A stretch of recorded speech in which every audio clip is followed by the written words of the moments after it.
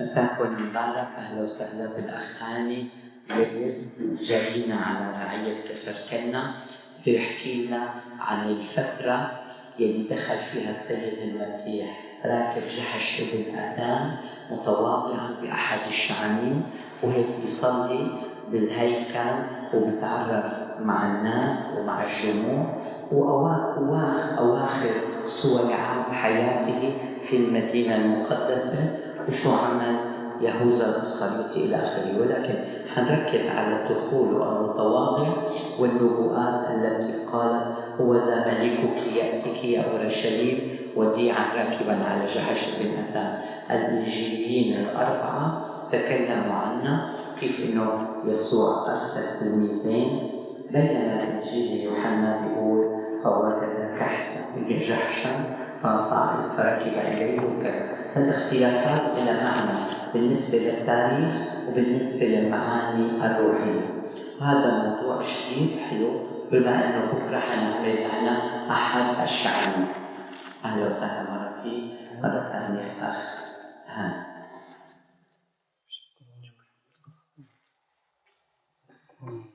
بسم الله الرحمن الرحيم. إله واحد آمين. إذا يمكن من مرقس 11، متى 20، لوقا 19 ويوحنا 19. هو طبعا أسبوع الآلام ده نهاية الألم، يعني الطريق القرب اللي المسيح اتكلم عنه هو الطريق من وقت البشارة لما بشر الملاك العذراء، هي نفسها البشارة بشرنا احنا بأنه يتولد فينا. هو اليوم اللي الإنسان ابتدى يقتنع إنه فعلا المسيح ممكن يتولد فيه، وبعد ما فترة طويلة شهور وسنين بيقوم المسيح فيه، بعد ما هو الإنسان يموت موت كامل عن الطبيعة العتيقة. يعني الطريق اللي المسيح قال عنه: ما أضيق الباب وأقرب الطريق، هو الطريق من الحالة اللي احنا اتولدنا فيها، أرض خاربة وخالية. والأرض الخاربة والخالية دي حالة احنا كنا تحت الصفر، طبيعتنا عتيقة، طبيعتنا تختلف تماما عن الطبيعة اللي ربنا خلق فيها آدم. آدم كان نقي جدا، آدم كان يعيش تحت ناموس أو سلطان، آدم ما كانش مش لا يفعل الشر، كان لا يفهم الشر، زي سحاب نقي جدا، مية لكن في صورة بخار. وده ربنا شبه الإنسان بالطبيعة زي المية، بس بسبب الحرارة اللي فيها كان زي البخار زي السحاب. لكن آدم قابل سطح ساقع فتكثف وسقط ووقع، فبقي وحل وطين. احنا اتولدنا في الحالة دي، فمن الحالة دي من الوحل والطين عشان نرجع تاني سحاب، هو ده الطريق القرب. يعني آدم ربنا خلقه لا يفهم الشر، مش تحت ناموس خطية ولا عبودية، كان زي سحاب طاير نقي جدا. شبه يعني الكتاب قال التشبيه بتاع الحالة دي إن الأرض خاربة وخالية وعلى وجه الغمر ظلمة. ده الحالة اللي بقينا فيها. آدم كان سحاب، رفض يطيع الله، اشتهى أن يكون إله، وده بداية الخراب. لما الشيطان قال له ستصيران مثل الله، دي بداية خراب البشرية كلها، بداية خراب الإنسان، إنه اشتهى أن يصير إله، الخير والشر، إله. بغض النظر حتى آدم مش عارف التفاصيل، قال له ستصيران مثل الله، فعجبتهم الإغراء عجبهم إن يصير مثل الله. دي البداية بتاعت سقوط الإنسان. آدم ربنا كان خلقه نقي جدا، وما خلقهوش إن يبقى إله، هو خلقه يبقى عضو فيه، غصن في قرنته يتبعه ويكون الله هو الراس. آدم رفض كده، زي ما الملاك هوسيفورس أو سطنائيل أو أسامي كتير، يعني رئيس الملائكة باختلاف الأسامي باللغات، رئيس الملائكة رفض كده. فده بداية الخراب بتاعت كل مخلوق، الملاك أو الإنسان، إنه رفض يخضع. دي بداية الخراب، يخضع لله. رفض يكون الله الإله، رفض ينساق من الله. لقي قدامه حرية إرادة، يقدر يقرر إن يعمل مشيئته، فقبل وقال دي حلوة، أعمل مشيئتي. ما أعملش مشيئتي ليه؟ أتبع ذاتي، أتمم مشيئة ذاتي. ما فهمش آدم إنه مش مخلوق يكون راس لحياته، مخلوق يبقى عضو تابع لله. فكان لازم ربنا يديله مطلق الحرية، ما يخلقوش كده على طول.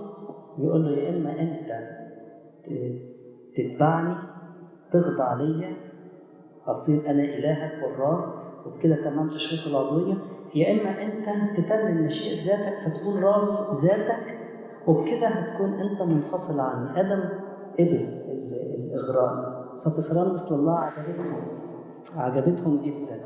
قالوا طب وماله نصير مثل الله. فكان آدم يعني قمة، مش عايزين نقول كلام سلبي، قمة عدم الحكمة.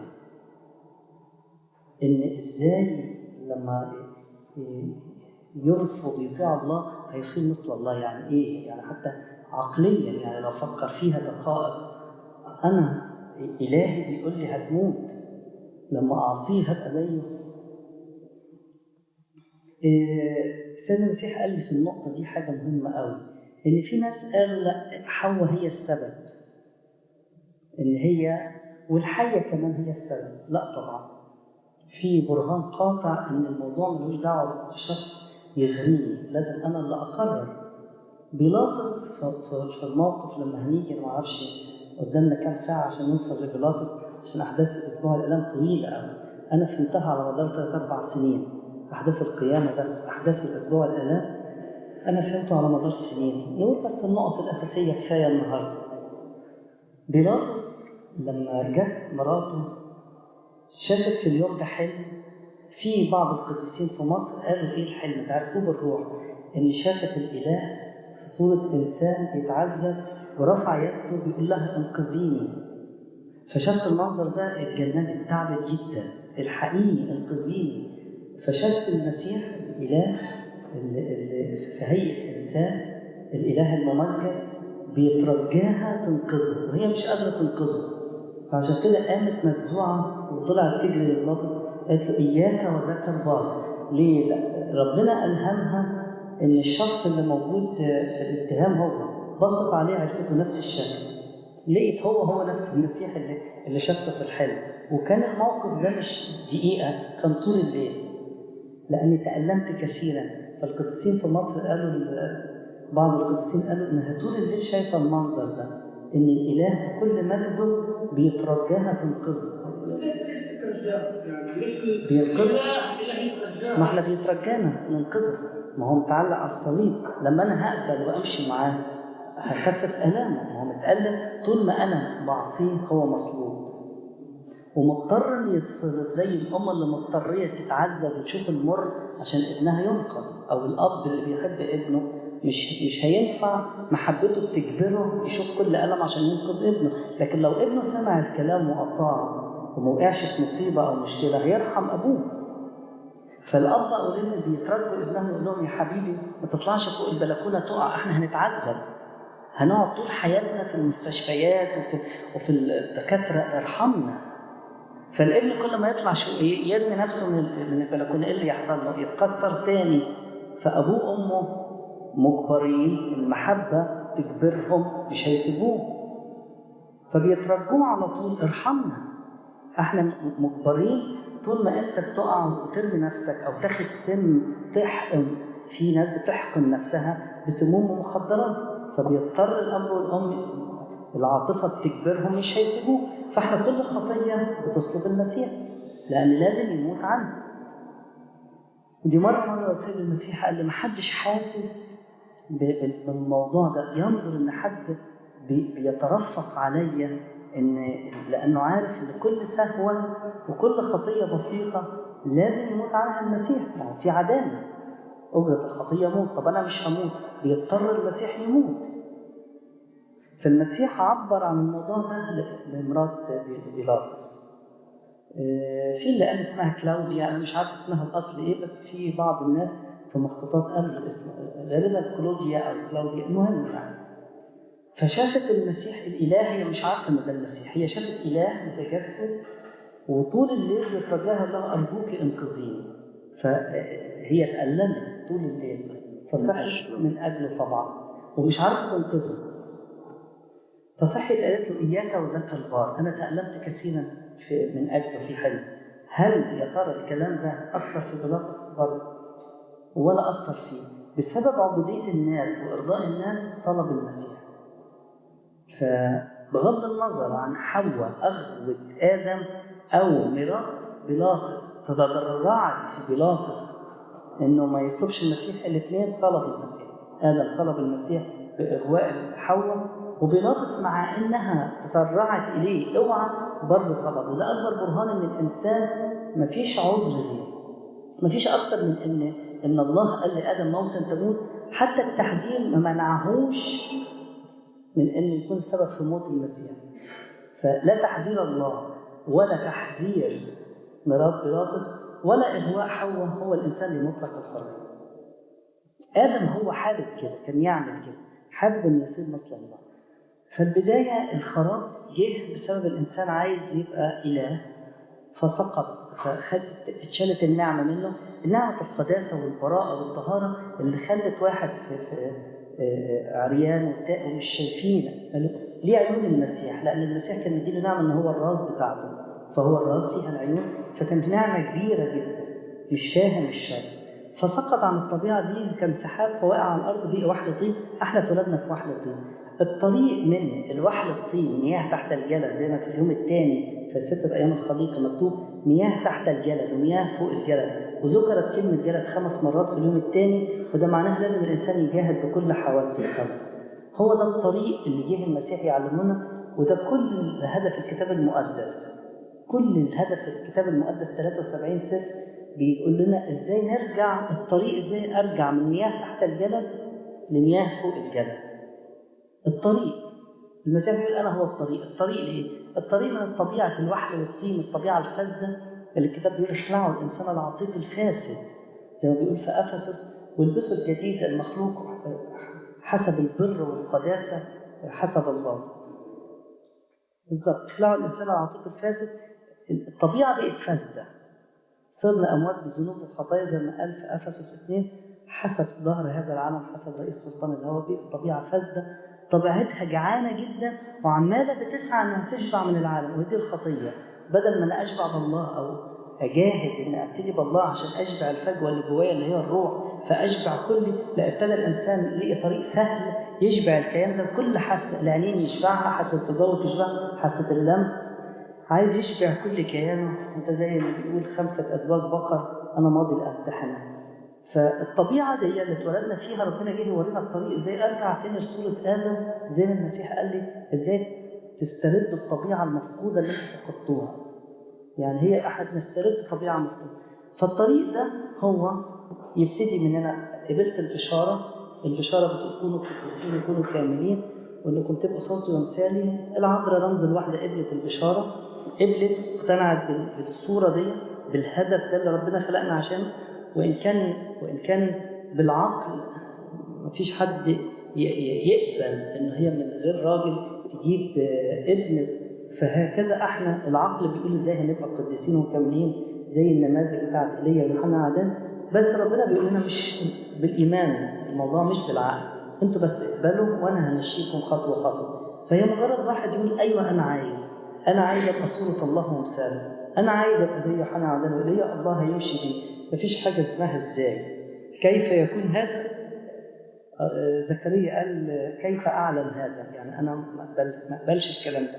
بس العذراء قالت ماشي، هو اذا انا امه الرب، بس قول لي ازاي. يعني قال لها الروح القدس هيحل عليكي وقوه العلي هتظللك وهي معونه من السماء. قالت له خلاص انا موافق. فهو ده اللي ربنا عايزه، نقبل البشاره. فاللي قبل البشاره وقال ايوه يا رب انا عايز ابقى قديس، ايوه يا رب عايز ابقى صورتك ومثالك، وان كان الامر يبدو انه صعب جدا ومستحيل ومنطقيا ما ينفعش، لكن ربنا بيقول لنا بس انتوا اقبلوا وانا هفتح ذهنكم ومش هطلب منكم حاجة فوق طاقتكم، أنا هعلمكم كل يوم تعملوا إيه. حطوا الدم بس وما تفكروش في فرعون ولا في البحر. هموت لكم فرعون، أفتح لكم البحر، أطلعكم من البرية، هأكلكم المن، بس أنتوا بس عليكم حاجة. أنا مش هطلب منكم حاجة ما تقدروش عليها، أنا هطلب منكم شيء تقدروا عليه، لأني أنا عايزكم تبقوا قديسين. فالطريق من قبول الإنسان للبشارة واقتناعه ورغبته الصادقة لغاية القيامة هو ده الكتاب المقدس كله هدف الطريق. لما الإنسان يبتدي ينمو بقى في القامة والحكمة والنعمة، النهاردة كنت بتكلم مع مجموعة قلت لهم أنتوا هنا في القدس يعني يا ترى بيعلموكم في الكنيسة إيه هو النمو في القامة والحكمة والنعمة؟ قال لي لا، ما أول مرة نعرف، ما عنديش فكرة، ما تقالش. قلت له طب مش انتوا بتتولدوا في نمو في القامة والحكمة؟ قال لي لا، ده المسيح. قلت له طب المسيح مش هو الإله الظاهر في صورة إنسان؟ قال لي لا. قلت له طب المسيح محتاج إله في حاجة ينمو؟ قال لي كلام منطقي لا. قلت له طيب يعني أنا اللي في حاجة؟ قال لي بصراحة أول مرة أفكر في الموضوع ده. قلت له طب في الكنيسة عندكم؟ قال لي لا، في الكنيسة بيقولوا إن إحنا نغفر خطيتنا. قلت له ماشي، بس الطريق إيه هو الطريق؟ ودخول البرية وطلوعي الصيام 40 يوم وبستان جثيماني في حياتي. قال لي لا، ده طريق المسيح. قلت له ما هو طريق المسيح هو طريقي اللي جه يوريني كيف أسلك كما سلك. قال لي لا، كل تفكيرنا إن المسيح جاي يفدينا، وإحنا حياتنا كلها بنشكره وبنسبحها لأنه فدانا. قلت له دورك إيه؟ قال لي نسبحه. قلت له سلبي دور سلبي أو مالوش دور. قلت له طب فين نجتهد؟ كل واحد منكم يظهر هذا الجهاد عينه. طب ايه الجهاد القانوني؟ لن تجاهدوا حتى الموت، الدم والموت يعمل فينا ومن اجلك نمات كل النهار. وكل الايات اللي هي في الكتاب قلتها له ان هي صرنا متحدين بشبه موت وصناصير في قيامته. ايه الموت؟ قال لي الموت هو ان احنا نبعد عن الشر. قلت له ده الموت؟ طيب شركة الامه اتشبه بموته؟ مفيش إجابة. الكتاب بيقول لي أعرفه عشان أعرفه وأعرف قوة قيامته، يعني أعرف قوة قيامته في حياتي، يعني عشان أقوم زي ما علمني أشترك شركة ألامه وأتشبه بموته. قال لي لا ما أعرفش. طب قلت له بستان جثيماني في حياتك هو إيه؟ قال لي لا مفيش في حياتي بستان جثيماني، ده هو ده دور المسيح. قلت له الجلد والإكليل الشوك؟ قال لي لا، ده دور المسيح. قلت له الفداء ملوش علاقة بالجلد والبسط والإهانات. وقال لي لا انا اعرف ان كل دول. قلت له طب نرجع شويه، الصيام 40 يوم في البريه. قال لي نعرف دور المسيح. قلت له نرجع شويه. طب الصلاه؟ قال لي بنصلي. طب كويس ان في حاجه لينا دور فيها. قلت له كويس انك ما قلتش ان المسيح صلى عنا خلاص كمان. فلانه موضوع سهل الصلاه وهو في مقاييس الناس مجرد ترديد كلام او ترنيمه، ولانه سهل فهو الناس قالت احنا نعمل كده بس. لكن لا طبعا لا يكفي. دي بداية. هو مثلا اللي بكره العصر مش زي اللي بعدها. الايه ده؟ اللي بكره العصر مش زي اللي بعدها. فقلت له لا، في طريق، والطريق ده بيقول ما أضيق الباب أقرب الطريق. مش ليا، ما أضيق الباب بتاعي أقرب الطريق بتاعي، ما أضيق الباب أقرب الطريق بتاعكم المؤدي للحياة. ففي لوقا 13 لما قال له يا رب أقليلون هم الذين يخلصون، ما قالهوش اتعلم اجتهدوا أن تدخلوا، خافوا إنه لربما يغلق الباب. هلا الباب مفتوح، في مرة حيغلق الباب وتكون راحت عليك حبيبي، راحت عليك. نعم. فهو كل الكلمة اللي قالها اجتهد. ففي أسبوع الآلام نعدي بقى الموضوع ده. بيقول الكتاب ندخل في على طول، يعني في أسبوع الآلام ناخد نقط الأساسية. اقتربوا إلى أورشليم. ولما اقتربوا إلى أورشليم، يعني إيه أورشليم؟ كلمة أورشليم الكلمة اللي هي جيروسليم معناها الأصل أو مصدر السلام. أور جيروسليم مصدر السلام. أور يمكن كمان أور ممكن يكون ذهب أو نور. مدينة النور. أور نور. شليم السلام. أورية جاية من أورية الحسي. أور يعني نور. أور شليم. بعض الترجمات أور، لكن الترجمة الأصلية جيروسليم. جيروسليم معناها الأساس بتاع السلام، أصل المنبع المكان اللي أنا بطلع منه السلام. هي الأصل الكلمة الأصل جيروسليم. جيروسليم تنطق بالعربي أورشليم، لكن هي الأصل جيروسليم. يعني المكان اللي هو أصل السلام. فهو ربنا اللي هو بيرمز للوجود في حضرة الله زي كنعان. يعني هو كان كل هدف بني إسرائيل يوصلوا لكنعان، وكنعان معناها الأراضي برضو السهلة، مفيش جبال بقى في حياتنا، خلاص أراضي مريحة سهلة. كلمة كنعان معناها الأراضي السهلة، كنعان. وده كل هدف ربنا إن احنا من أرض مصر نوصل كنعان، الهدف نوجد فيه هو. فهو اقتربوا إلى أورشليم، ده معناها إنسان ماشي الطريق القرب، مش الطريق القرب بفهم، كان بيرمى في القامة والحكمة والنعم، وجه بقى خلاص يعني جه وقت يعني زي ذبيحة. توكيدا لكلامه بإنجيل لوقا الفصل 9 الآية 51 بيقول لهم يلا نطلع على القدس. للفصل 19 الآية 27 يعني 10 إصحاحات يسوع يحج ومتجه إلى أورشليم، شاخص إلى أورشليم، يحج إلى أورشليم. قلب إنجيل لوقا 10 فصول بهالآية اللي عم يقولها الأخاني، هو شاخص ومتجه إلى أورشليم. طبعا ما فيش حد هيقدر يوصل للهدف إلا لو كان على طول مشغول بيه وعينه عليه، مستحيل.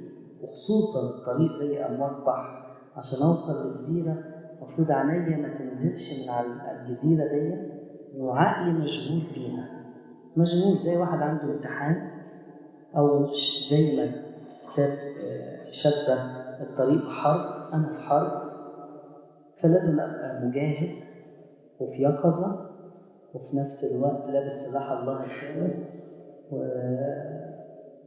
وبعرف أحارب يقظة وعارفة ألبس كل سلاح الله الكامل.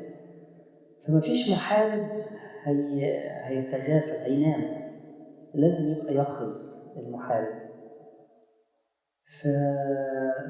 فبيقولوا لما جاء إلى بيت فاجي، ده في متى 21. كلمة فاجي معناها اللي هو التين الفج، مش ناضج، مش مستوي. تين الفج غير الناضج. نعم. والتين اللي هو رمز النفوس اللي هي كانت أصلا عايشة بالشكل في الكنيسة، شكلا مسيحيين، التين. واللي طبعا ماشي بالكتاب المقدس عارف ان ادم لما اخطا اول حاجه استخبى تحت شجره التين عشان ما يبانش خطيته. لما التين تؤذن اليهود كمان، شجره التين تؤذن الشعب اليهودي شكلا ممكن، واي انسان مسيحي شماس حتى في الكنيسه، بس هو مش عايش الانجيل، هو شجره التين. في انجيل ادق الحاجات بقى نشوف تين. برتولماوس كان قاعد تحت شجره التين، قال قبل أن يدعوك فيليبوس رأيتك وأنت جالس تحت التين. أنا عارفك وشايفك وأنت تحت التينة ومستخبي وقال يعني بقى مكسي ومفيش حاجة. إسرائيلية بالضبط. أدق، عشان موضوع التين ده ممكن نتكلم عنه سنة، بس هي أهم نقطتين فيهم اللي في لوقا 13 اللي بيقول في الكرمة شجرة تين. الله في كرمته غرست شجرة تين وكذا، ويقول له ما عم تعطيني ثمر. اجيت عليه أول سنة، ثاني سنة، ثالث سنة، يا عفريت. قال له هلا بسمدها وكذا، وإلا أقطعها. واو. وبالكرم شجرة تين، يعني تين شجرة غريبة غير محببة. إذا بالكروم وأنتوا أهل كفر كنا نيو على المبيدات بيعطونا عناقيد عنب وعناقيد عنب زاكي، بس التين هيك كأنه غريبة هالشجرة بكرم المحبوب. تفضل أخاني. ما ينفعش كرمة يعني حتى الأرض مزروع فيها شجر عنب يبقى فيها شجرة تين. معروفة شجر العنب لازم يبقوا مع بعض في مكان واحد، لأن الجذور بتاعها خفيفة جدا. لو زرع شجر، خصوصا في شجر فاكهة معينة جذورها غليظة وتخينة قوي، هتقطع وتخرب الدنيا. فمين هو شجرة التين المغروسة في كرمته؟ أنا وأي إنسان مش عايش بالروح، اتغرس يعني اتوجد كده في كنيسة، في طائفة، في جماعة. المفروض الجماعة دي، طبعا أنا لا أنظر للجماعة غير أنا مفروض نشوف كل الناس كويسين وقديسين. وربنا بيقول إن أي إنسان مش ماشي بالروح هو شجرة تين مغروسة في الكرم، يعني مش صورة للمسيح، مش خروف زي جداء واتغرس. احنا اتغرسنا كده زي المسيح لما قال كل غصن لا يأتي بثمر، نفس المعنى برضه، يقطع وهيجف وينشف ويلقى في النار. فأنا شجرة التين رمز الواحد الصادق، لقي نفسه سمح ربنا أبقى في كنيسة، لكن الحقيقة أنا ما زلت شكلا من بره. زي بالظبط المثل المسيح بيقوله إن واحد خد ثوب عتيق، جاب ثوب جديد وقطعه وحط رقعة من الثوب الجديد. أولا هو بهدل وخرب الثوب الجديد اللي هو صورة المسيح وحطه على الثوب العتيق. يعني إنسان في الكنيسة رافض يغير طبيعته، وخرب الجديد وحط بالظبط. فهو خرب صورة المسيح وقدام الناس لسه بطبيعة عتيقة، وقال يعني عايز يبين إن هو صورة جديدة. وهذا ده خطير جدا، خطير. لأن هو المفروض أولا هو كده قال له لماذا تبطل الأرض؟ أولا كده خرب المكان بتاعه وصار عصر للناس. يا ريته كان شجر التين في صحراء زي هارون. طب أنت راعي، عايز تعبد عجل ولا عايز تعبد حمار ولا عايز تعبد فار حتى ولا قطة، اعبد براحتك لوحدك. لكن أنت تيجي مسؤول راعي تعمل عجل وتخلي الناس كلها، فكده هتخرب الدنيا، انت كده خربت الكرم. فربنا بيتكلم عن واحد في كنيسة المفروض يكون كرمة، لكن بقي شجرة تين مغروسة في الكرم، فبطل الأرض. لماذا تبطل الأرض؟ أو واحد قطع من صوت المسيح، خربه، قطعه وحطه على صوت عتيق. طب حرام يعني، انت طب سيب المكان، واضحة طبعا. طب سيب المكان، اقعد في صحراء، اعمل اللي انت عايزه في الصحراء، ازرع نفسك تين، اعمل قطع براحتك، اعمل عجل، اقعد اعبد العجل براحتك، بس ما تكونش جوه القرن، ما تكونش زي السوس. فهو ربنا بيقرب على شجرة بيت الرياء، بيت التين، علشان نفسه يخلصنا، لأنه هو مدينا فرصة. لما قال سيبها 3 سنين، تركتها 3 سنين، قال له سيبها سنة واحدة، أعزق حواليها، حط لها سميد وأخلع عنا لربما، وإلا السنة الجاية. لماذا تبطل الأرض؟ هو ذا 3 سنين أطلب ثمر في هذا التين ولم أجد، اقطعها. فهنا بشفاعة المسيح الابن بيكلم الآب، قال له يا سيد اترك هذه السنة، أحاول أنا أعمل اللي أقدر عليه، أنقض وأضع زبلا، وإن صنعت ثمرا سكت. يعني لو صنعت ثمر أتركها، بس هو سابها فاضية الحتة دي، وإلا ففيما بعد لو لم تصنع ثمر تقطعها. فهو ما قدرش حتى ربنا يكمل، ودي من العبارات الغريبة جدا. فإن صنعت ثمر سكوت، وإلا ففيما بعد تقطعها. طبعا تتفهم ضمن لو صنعت ثمر يا ريت طبعا نتركها، لكن لو لم تصنع ثمرا هنضطر نقطعها. هلا كلمة 3 سنين أو رقم 3 مش معنى أنه يسوع حد على أورشليم في يوحنا 3 مرات هيك شوي، بالفصل الثاني بعد عرس قانا، بالفصل السادس كان كمان البيصح الفصح، وبالفصل 11 لما أقام اليعازر.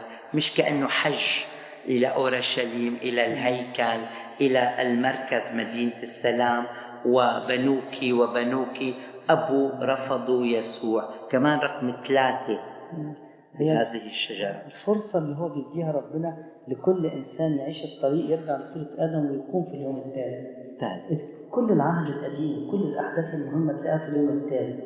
لازم الخباز الساقي، حلم 3 أيام 3 زلال 3 أفق، كله 3. يعني النبي كل الأحداث المهمة قوي لازم في اليوم الثالث، لأن الكتاب كله بيتكلم عن إزاي نقوم في اليوم الثالث ونرجع لصورة الإنسان اللي يوحنا الرائي شاف 4 كائنات، الكائن الثالث هو صورة الإنسان.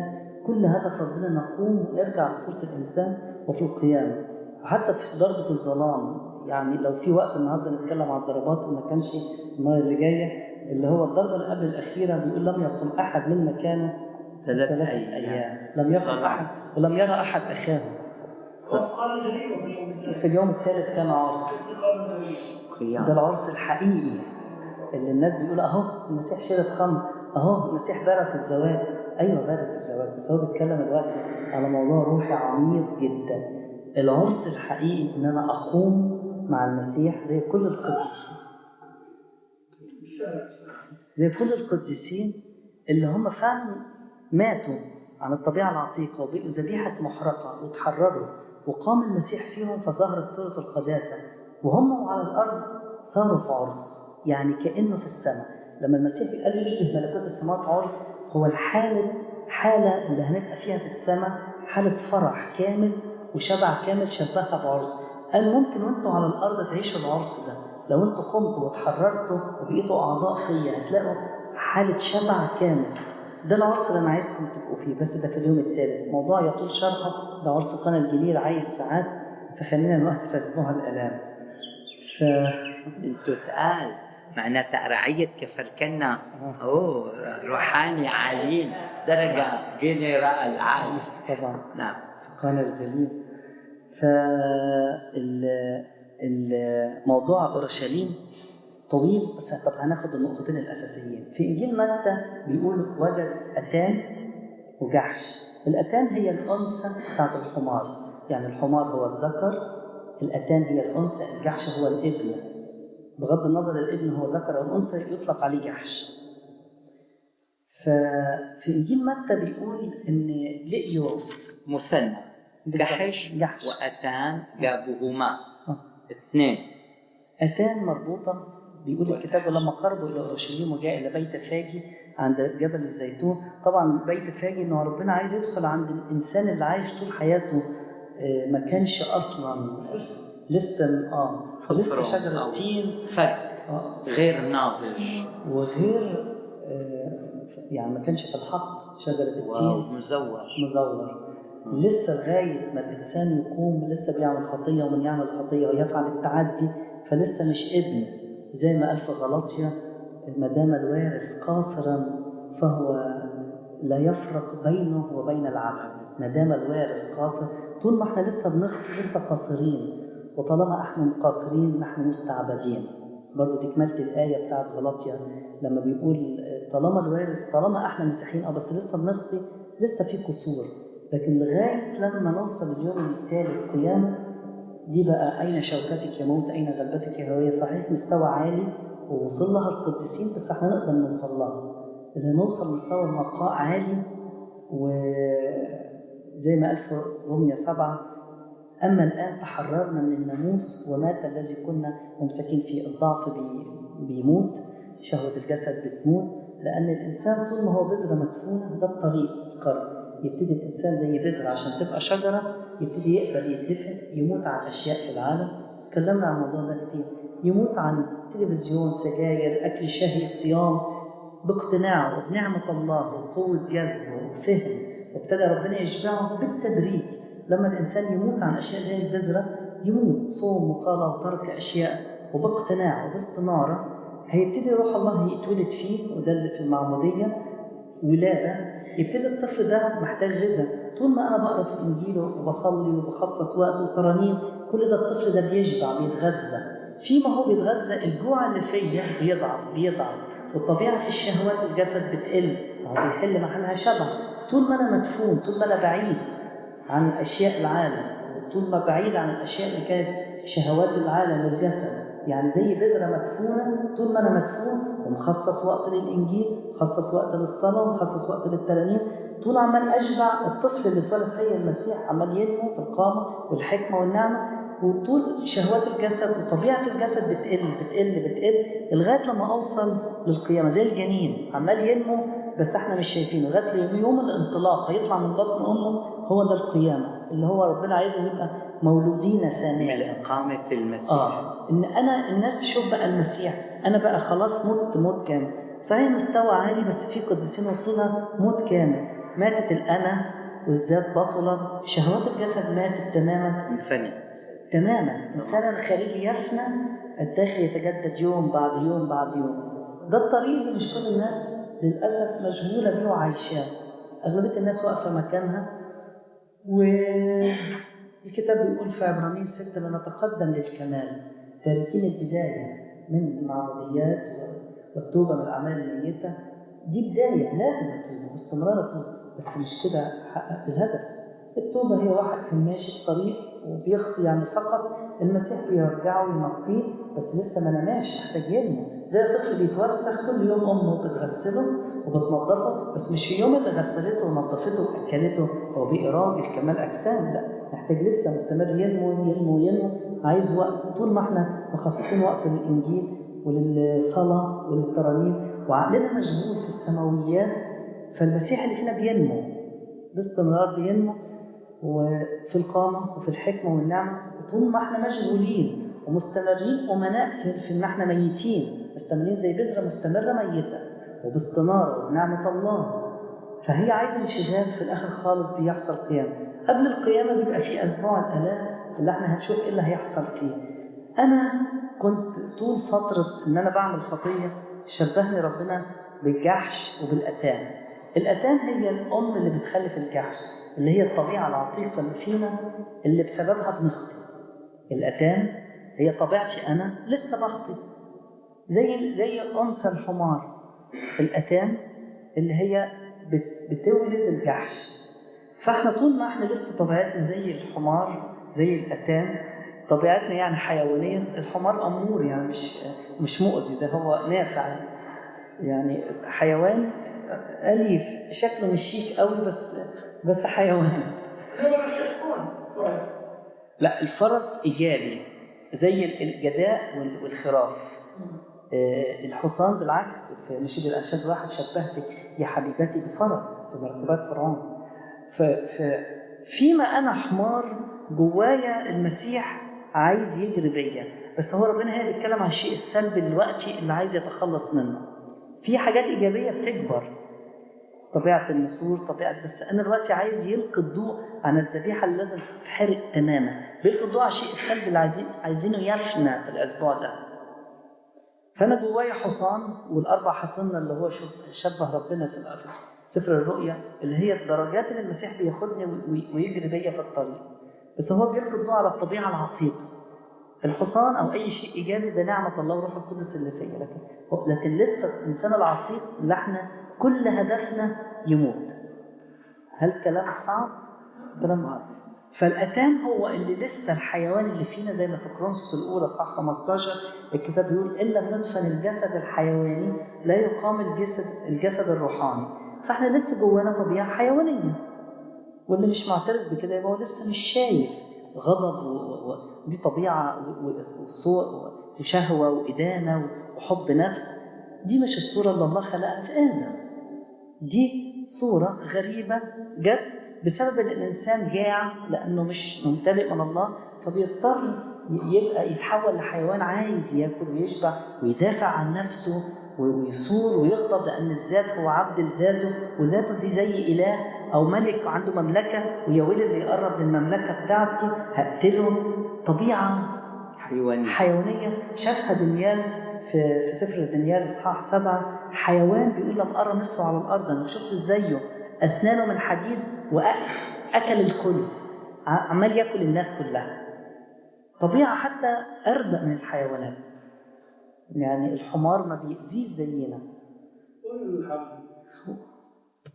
يعني شاف دانيال برضو نمر بأربع رؤوس، توحش رباع في الاتجاهات. يمكن النمر لما حد يأذيه يفترسه، لكن احنا بنفترس اللي ما بيأذيناش حتى، مش عايزين الخير للناس. طبعا مش انتوا، انا بتكلم على صورة الانسان اللي في العالم. احنا اكيد طبعا بيفرق معانا الكنيسه والمعموديه وجسد المسيح، بتقلل طبعا الطبيعه، وخصوصا اللي بيجاهد بتقل الطبيعه. احنا بنتكلم عن اي حد في العالم اتولد في العالم ومفيش بقى الاسرار ولا معموديه ولا تناول. المهم، وممكن احنا برضه نبقى كده لو انا مش بنجاهد، ممكن في الكنيسه كده. يعني اي واحد مش ليه علاقه بالمسيح ومش بيشبع ومش بيسمح لعمل روح الله يغيره، هيظل بالطبيعه الحيوانيه، نمر واسد ودب.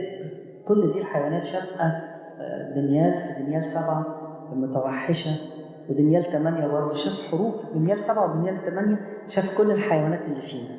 شاف الاسد اللي ليه جناحين اتنتف ريشه وسقط به انسان وتحول لدب، ودي الصوره اللي كانت في ادم اللي كانت مهيئه للطيران لكن ضاعت وبقي دب. وسمع صوت الدب بيقول قم وكل لحما كثير، خليك نهم يبقى عندك، فتحول لنمر 4 رؤوس وحاجات تخوف. يعني احنا جوانا مجموعه جنينه حيوانات باختصار. يعني كل حيوان فيه صفه سلبيه. ودي مره شفت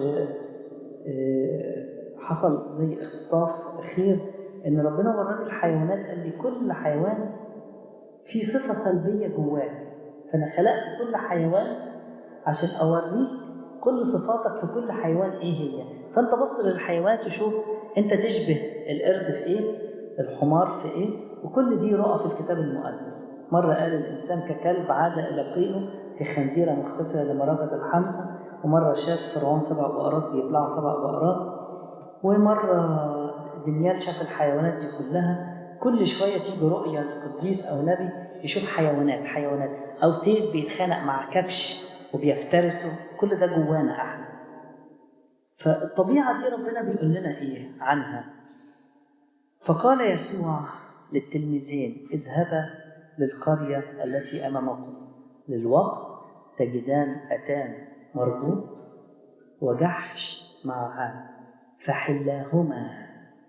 أنا طول ما أنا لسه ماشي الطريق القرب برضه لسه مربوط بعادات وضعف. هيجي وقت ربنا بيقول لنا هحلكم، هفككم، ما تزعلوش، ما تخافوش. الكنعانية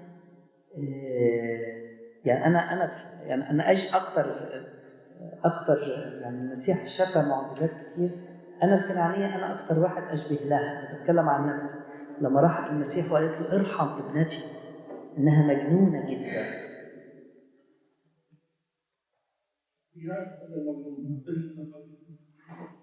فالكنعانية بترمز للنفس اللي استيقظت على حالتها، كل تفكيرها لقيت وكل أعمالها مجنونة. فالكنعانية بترمز لواحدة استيقظت، نفس استيقظت على الحالة بتاعتها، كل تفكيرها غير الكتاب المقدس. الطبيعة اللي جواها مختلفة تماما عن طبيعة المسيح. أفكار جسدية، أفكار شهوانية عالمية. فاستيقظت وشافت نفسها، انزعجت، فطلعت تجري للمسيح قالت له ارحم ابنتي، هي مجنونة جدا. طول ما الإنسان لسه بيعمل ضعف، خطأ، بيدين، بيغضب، فهو جواه حيوان ومربوط لسه وعايز ربنا يحله يفكه. فربنا بيقول لنا استمروا جاهدوا وثقوا ان انا في يوم من الايام هاجي هحرركم من كل ضعف ومن كل عبوديه، بس بشرط الشخصيه دي اكثر من رائعه، لم يركبها احد قط، لم يجلس عليها احد قط. طبعا كل انجيل بيتكلم، وده موضوع يطول شرحه، كله يطول شرحه، إن هو كل إنجيل بينظر بنظرة حسب المراحل، لأن الطريق خطوات. متى معناها مسي ومعناها عطية، معناها جفت، اللي هو اليوم الأول النور، اللي هو الإنسان لسه في البداية استنار. فربنا بيتكلم بناء على الإنسان عايز يمشي الطريق، فقال له جواك جحش وأتان. لكن في مرقس قال جحش، ولوقا قال جحش بس. الأثام لم تذكر غير في متى. ليه؟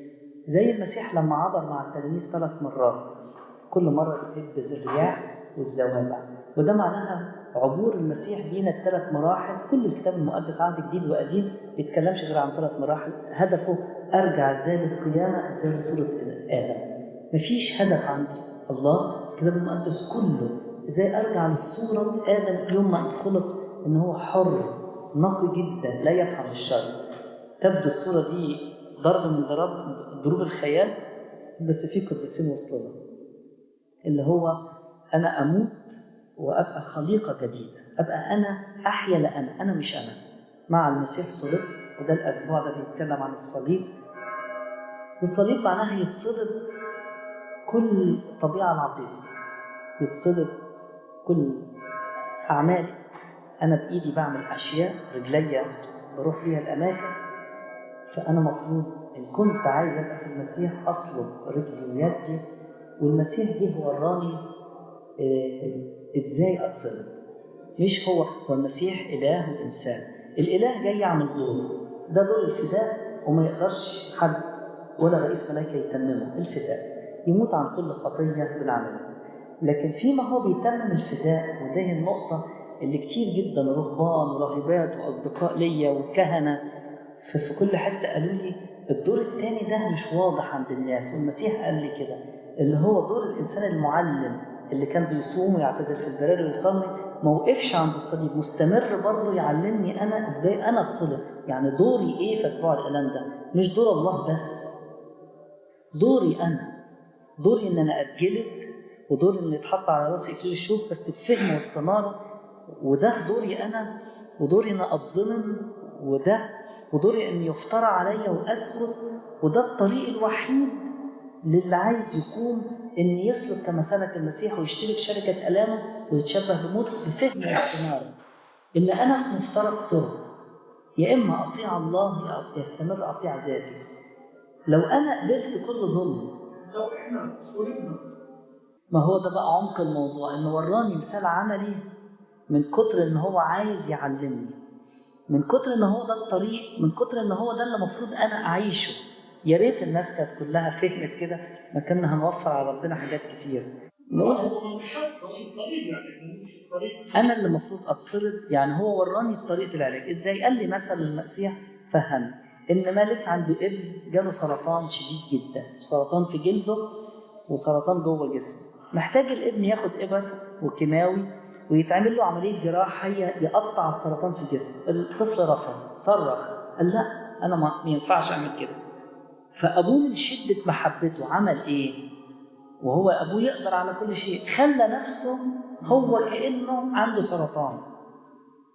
ما حدش فاهم الفكره دي تماما. الذي بلا خطيه صار خطيه لاجلنا. ليه؟ طب ليه تعمل كده يا رب؟ قال عشان بحبكم. تخلي نفسك بلا خطيه، انت بلا خطيه تخلي نفسك بخطيه. يعني طب ايه الجرم اللي انت عملته عشان يفترى عليك وتتظلم وتتضرب وتتعرى؟ عشان بيحبنا، مش عشان نقول له هللويا انت حبيتنا، عشان اتشبه بموته.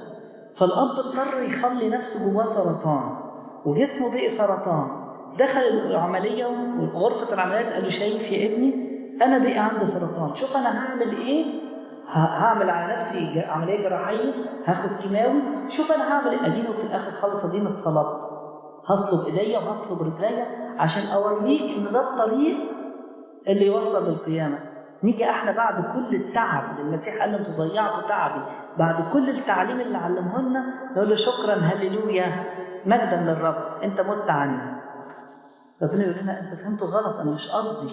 انتوا المفروض تشتركوا شركه الامي مكتوب في الانجيل، اتشبهوا بموتي، الموت يعمل فينا. القديس بولس بيقول من اجلك نمات طول النهار، ان صرنا متحدين بشبه موته سنصير في قيامته. شرط الايات ان كنا متنا معه، ان صرنا متحدين بشبه موته سنصير. عالمين هذا، عالمين ان انساننا العتيق، ودي المسيح الايه دي قال لي دي العمود الفقري بتاع الطريق كله اللي في رومية 6. إن كنا قد صرنا متحدين معه بشبه موته، ده العلامة، سنصير أيضا في قيامته. عالمين إيه؟ الخطية اترفعت؟ لا مش دي المشكلة. المشكلة مش في الجحش، المشكلة في الأتان اللي بتخلي في الجحش. لأن الجحش لو احنا قتلناه، الأتان هيخلي الجحش تاني. لو الخطية ما اتحلتش المشكلة، لو المسيح جه للعالم كله وقال لهم اغفر لك خطاياكم، هل اتحلت المشكلة؟ يعني هل اتحقق الهدف؟ يعني هل العالم بقوا قديسين؟ لا، ده هو لغى السلبيات. ازاي المفهوم ده مش عند كل الناس؟ غفران الخطايا مش بيحقق الهدف، ده هو بيلغي السلبيات. غفران الخطايا زي فكرة أبونا لما كنت بكلم حضرتك عن المطهر، في حاجات طبعا وحالات معينة بس المسيح ما كلمنيش فيها، بس في بعض الرؤى شفتها إن الله بيكلمنا عن أشياء بتلغي السلبيات. فنفترض المطهر بيلغي السلبيات، لكن هل هيخليني قديس؟ هو بيتنقيني، بيطهرني، بيشيل السلبيات. لكن الامتلاء ده بجهادي، والجهاد ده فرصة على الأرض بس. فمهما كان هيحصل لو أنا ما جهدتش وعشتش الإنجيل هنا، مهما كانت الرحمة هتلغيش العدل. الرحمة ممكن تشيل حاجة لكن ما تلغيش العدالة. الرحمة تشيل السلبيات، الرحمة ترفع الديون زي ما بيحصل على الأرض. إن مهما كنت قتلة الله هيقول لي هشيل كل خطيتك، وبعدين يقول لي بس جاهد بعد كده، أنا هنقيك وطهرك كويس. لكن جهاد امتلاءك وقداستك بجهادك أنت، دي حاجة ودي حاجة. فالصليب ممكن يبقى زي النار اللي ينقي لكن ما يملانيش. وضحت الحتة دي؟ إن في الصليب أو رحمة الله ممكن تشيل كل خطاياي وتغسلني وتنقيني. زي ما بيقول الناس في المطهر بيحصل تنقية كاملة، متفقين. لكن التنقية حاجة والامتلاء حاجة تاني. الامتلاء بجهادي بس. الإنجيل بيقول اجتهدوا، فأنا لو ما جهدتش على الأرض مفيش فوق جهاد. كمان بالنسبة للصليب، من أراد أن يحيا فليحمل صليبه. صليبي أنا. نقول من أراد أن يحيا فليحمل صليبه. يعني صليب. أيوة، في جهاد قانوني. الجهاد الحسن، مش سوف هطلع فوق في الجحيم هجاهد. الجهاد الحسن، أكملت السعي حفظت الإيمان، ده تحت. فرحمة الله ممكن تلغي كل سلبياتي، ممكن تنقيني وتطهرني صح، بس ما تحققش الهدف. إن عشان أبقى قديس وصورة الله ومثاله ده بجهادي بس.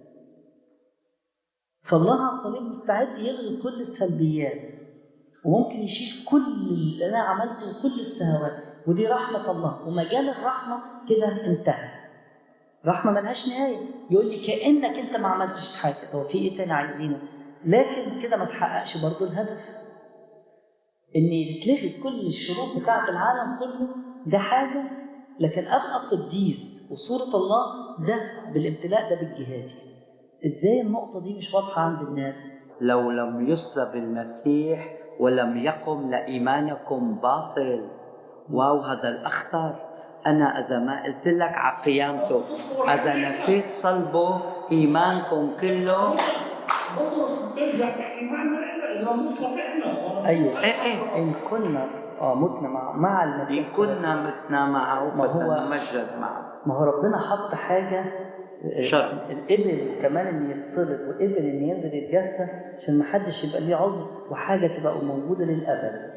يعني ما فيش عذر بعد كده، لأنه الفكرة ما فيش حد كلها هيقبلها إلا قليل جدا. فخلينا بقى في الملايين الناس دي كلها.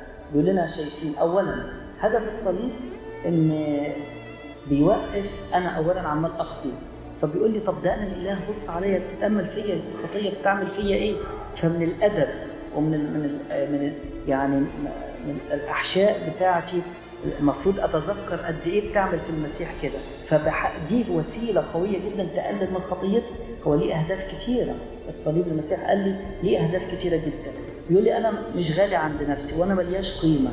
أنا عملت كده عشان أوريكم أولا الخطية بتعمل فيا إيه، شوف العذاب اللي أنا فيها، عشان أنتوا كمان تقللوا من خطيتكم ويكون حافز ليكم. يعني الله مش غالي عند نفسه وليس له أي قيمة. من شدة محبته لينا هو ملوش أي قيمة عند نفسه، لا يبالي بأي حاجة، بس المهم احنا نتنقى. فاضطر يورينا مثال عملي 33 سنة في الصوم والتخلي وكان يعتزل في البراري والصلاة، وفي الآخر احتمال الإهانة والذل والافتراء والظلم وعدم الكرامة وإن يتعرى واحد قدام ناس، كل ده يوريني مثال عملي علشان أنا أتشجع وأتمثل بيه. يعطينا الله أكيد.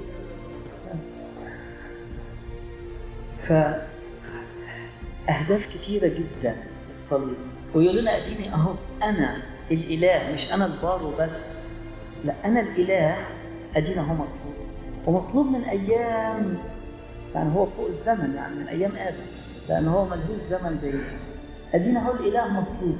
أنت من أجلك أنت وتنقيتك أنت مش هتتصلب. على الأقل طيب قلل من خطيتك عشاني، طب على الأقل اتعلم زيي، اتعلم. فهي أهداف كتيرة جدا.